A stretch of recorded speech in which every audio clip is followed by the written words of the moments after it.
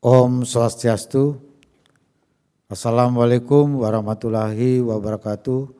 Salam sejahtera, salam namo buddhaya, salam kebajikan rahayu untuk kita semua. Krama Bali yang saya hormati dan yang saya banggakan dimanapun berada, semoga selalu dalam keadaan sehat dan bahagia. Rahayu. Kawan-kawan media yang saya hormati,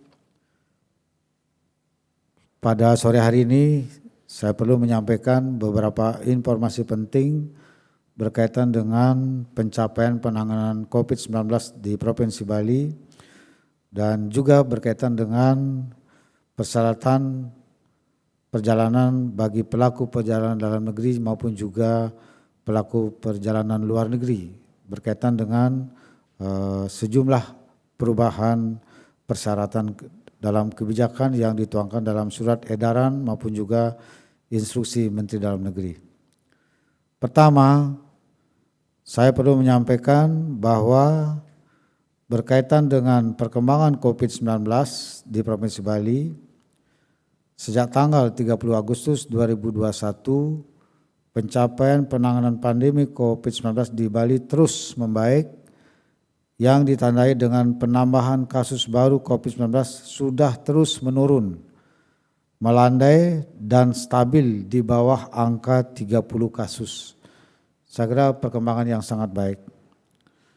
Pada hari ini, tanggal 4 November 2021, muncul kasus baru sebanyak 19 orang, jumlah yang sembuh 18 orang, yang meninggal sebanyak 2 orang. Yang meninggal ini konsisten di bawah 5 orang per hari. Dan jumlah kasus aktif terus mengalami penurunan secara konsisten mencapai hari ini 280 orang. Yang menjalani perawatan di rumah sakit sebanyak 89 orang dan yang diisolasi terpusat sebanyak 191 orang. Jumlah kesembuhan secara kumulatif terus meningkat dan sampai saat ini sudah mencapai 96,41%. Jadi bayangkan kita sempat mengalami pasien yang dirawat di rumah sakit itu mencapai ribuan, sekarang ini sudah mencapai hanya 89 orang. Astungkara, pencapaiannya sangat cepat dan maju. Yang kedua, dengan mulai menurunnya kasus baru COVID-19, meningkatnya angka kesembuhan, menurunnya angka perawatan di rumah sakit atau hospitality rate, dan menurunnya tingkat kematian akibat COVID-19, pemerintah pusat telah mengumumkan bahwa mulai tanggal 1 November 2021, PPKM di Provinsi Bali telah diturunkan ke level 2. Astungkara kita sudah di level 2. Saya kira kita sudah bisa mencapai ke level 1. 3. Pencapaian vaksinasi juga semakin maju. Suntik ke-1 sudah mencapai 100,4% dan suntik kedua sudah mencapai 86,8%. Meskipun warga sudah mengikuti vaksinasi, namun tidak sepenuhnya menjamin terbebas dari penularan COVID-19. Saya perlu mewanti-wanti ini. Jadi sekali lagi, meskipun kita sudah mengikuti vaksinasi lengkap 2 kali, tetapi tidak sepenuhnya menjamin bebas dari penularan COVID-19. Karena itu kita tetap harus berhati-hati, waspada. 4. Meskipun demikian, kita tidak boleh menyikapi dengan euforia yang berlebihan, tetapi harus tetap waspada mengingat kita masih berada dalam masa pandemi COVID-19.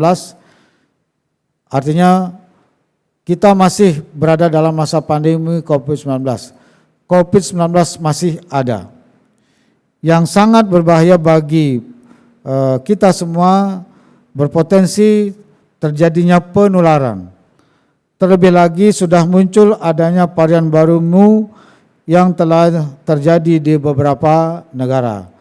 tentu kita berharap dan berdoa semoga varian baru COVID-19 ini tidak masuk ke Indonesia, dan juga sangat berharap dan terus berdoa supaya tidak masuk ke Provinsi Bali. 5. Dengan semakin baiknya pencapaian penanganan COVID-19 di Provinsi Bali, pemerintah pusat telah memberikan kepercayaan dan merencanakan beberapa event internasional yang akan diselenggarakan di Bali, yaitu A. Indonesia Badminton Festival 2021 yang akan dilaksanakan pada tanggal 16 November sampai 7 Desember 2021, diikuti oleh 38 negara, yaitu 24 negara yang menjadi pemain dan 14 negara yang menjadi wasit.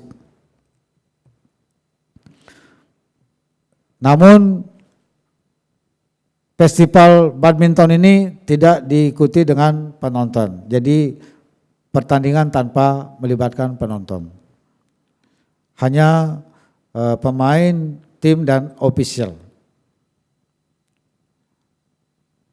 Juga akan ada pertemuan keempat konferensi para pihak COP4, Konvensi Minamata tentang Merkuri, yang akan dilaksanakan pada tanggal 21 sampai 25 Maret 2022 yang diikuti oleh 135 negara. C. Juga akan dilaksanakan Global Platform for Disaster Risk Reduction atau pengurangan risiko bencana yang akan dilaksanakan pada tanggal 23 sampai 28 Mei yang diikuti oleh 193 negara. Dan terakhir ada konferensi presidensi G20 yang akan dilaksanakan selama setahun mulai bulan Desember 2021, dan pertemuan puncak presidensi G20 pada tanggal 30 sampai 31 Oktober 2022.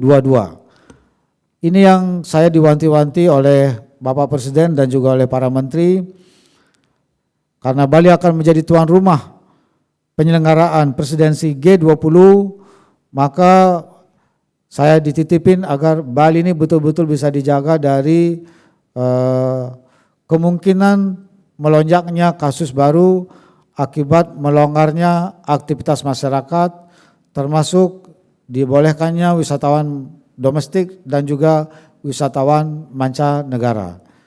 Jadi kita boleh terus melakukan aktivitas untuk menghidupkan perekonomian kita, dimulainya wisatawan domestik dan wisatawan mancanegara, tetapi dengan tetap menerapkan protokol kesehatan secara ketat sehingga tidak terjadi kenaikan kasus baru, apalagi kita tidak berharap jangan sampai terjadi lonjakan kasus, karena ini akan mengurangi kepercayaan masyarakat nasional dan masyarakat internasional terhadap Bali di dalam penanganan pandemi COVID-19.